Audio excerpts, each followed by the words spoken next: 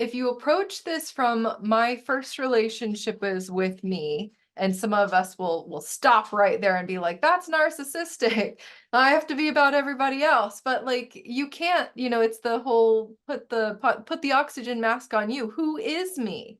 Who even is this person? What feelings do I have? And so much with the scale, the whole spectrum of emotions where, and just recently I was hearing people talk about when you want to go high vibe, in reality, you're actually also being invited to the lower vibes where it's kind of a big cosmic hug between all of the party vibes up here, as well as, your ability to touch the grief, to touch the anger, to touch the grumpiness, because you take it all with you. That's where the party is, because you can go to the party and all of the you is there. It's that was a really big moment in the whole feminine energy gets what she wants. Because she's not afraid of the grief. Maybe it still doesn't feel good to feel it, but there is a goodness in, sometimes that's where I need to be because that's what's happening. And it would feel so weird if we were in that place of grief and not able to feel it. And I think that sometimes happens as well. I know I'm supposed to be sad, but I can't get there. I can't feel it. Not only that, to bring us back into love and relationship here, this is what men fall in love with, that you are so clear and so honest and so aware of the depths of your feeling state. You are able to say, I'm feeling grouchy and I'm feeling really angry right now.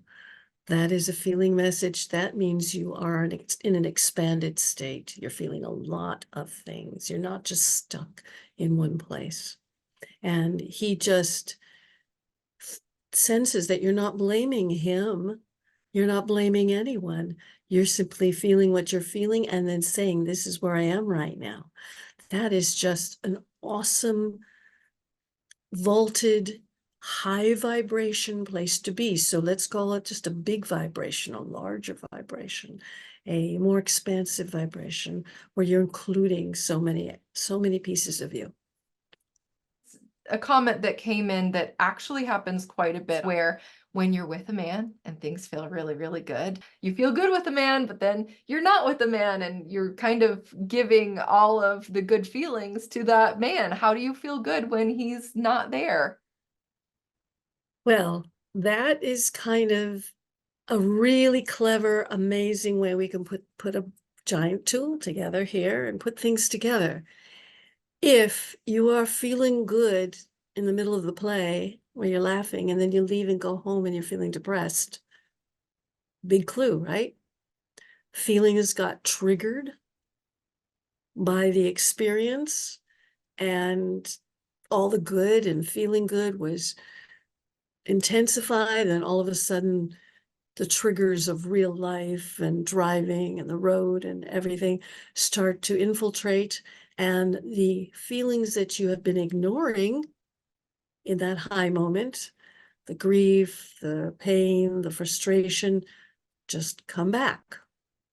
And that is one reason why sex is such an amazing communication tool for men and for you.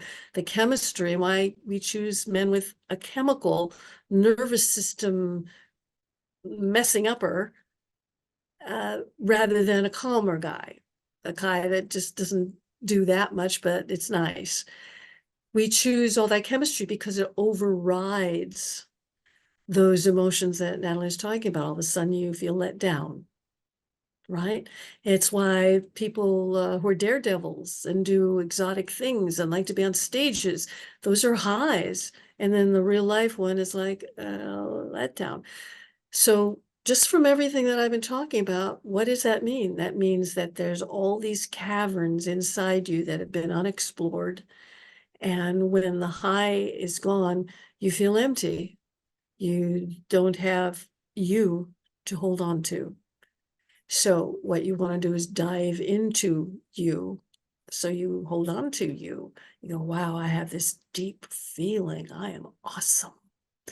Wow, I have this deep compassion for myself and sadness and grief. Yeah, and these horrible things happened to me in my past. Wow, what a story I have.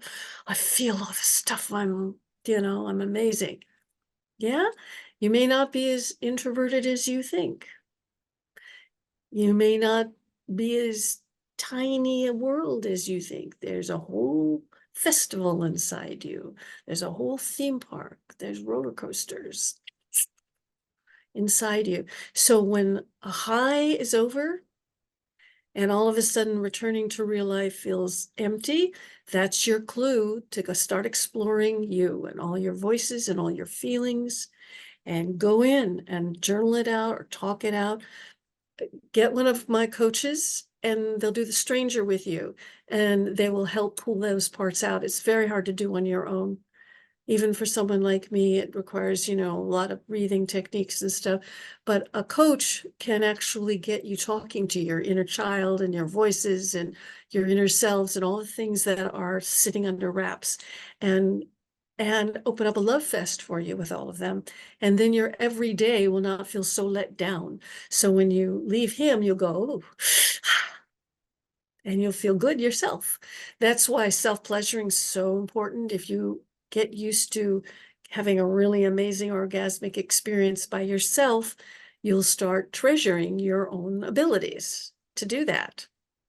So what I suggest is, if you are feeling good in a high with a guy and then you feel all disappointed and kind of empty and on a flat line without him, that there's a whole you ready to be uncovered.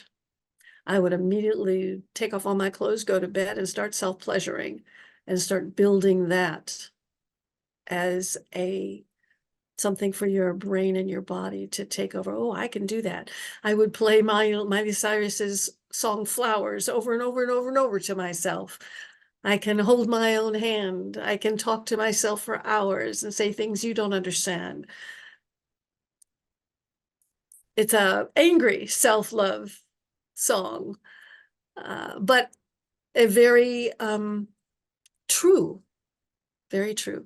So notice it. This is what we're trying to do here.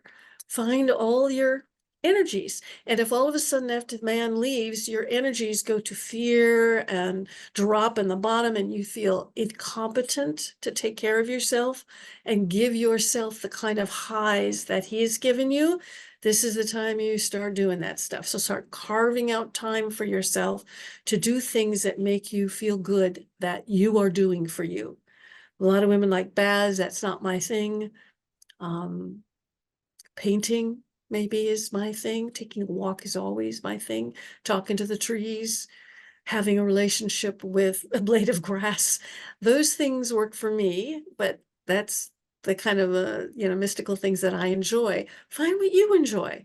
Maybe running is your thing. Maybe cooking is your thing. I love watching cooking shows to see how they are processing.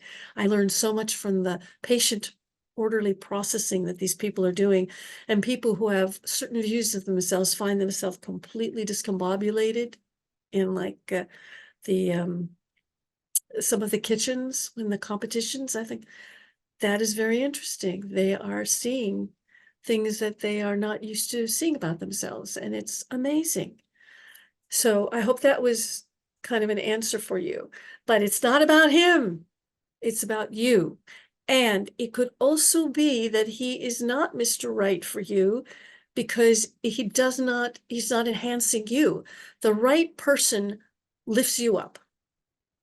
So write that one down. The right friend lifts you up. If your girlfriends are making you feel yucky when they're gone, well, that's a curious word for you, right? They should be lifting you up. Men should be lifting you up by just looking at you with love in their eyes. And you just say goodbye and you feel like you've been given something. Energy is a two-way street, okay? When you want love for a man, you're looking for energy because you're probably used to just being drained by other people all day long. So many of us are.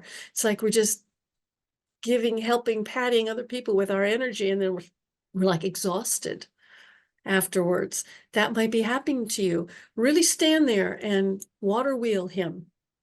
You know, if you don't know that tool, ask somebody in a class on Siren Island, come to Siren Island, or write us, or uh, look it up on social media and you'll find one, or it's in almost all my programs. So just imagine that you're getting energy from him. And if it feels impossible, maybe he is not a two-way street. Maybe he is not a person who can share energy with you, but he's a taker. And he may not even know it. He may be a nice guy, but he doesn't know that he's pulling from you. The trick here is to know when you are being, energy's going out, and then you're left. Nobody's filling you up. You have to go find something to fill you up, a tree, a bank of flowers, it doesn't matter. Find what fills you up. Find what renews your energy. Find what feeds your wants and your desires. Find what makes you feel better and stronger and happier and more smiley and more joyful and more, I would say, expanded in your body. And the movement feels easier.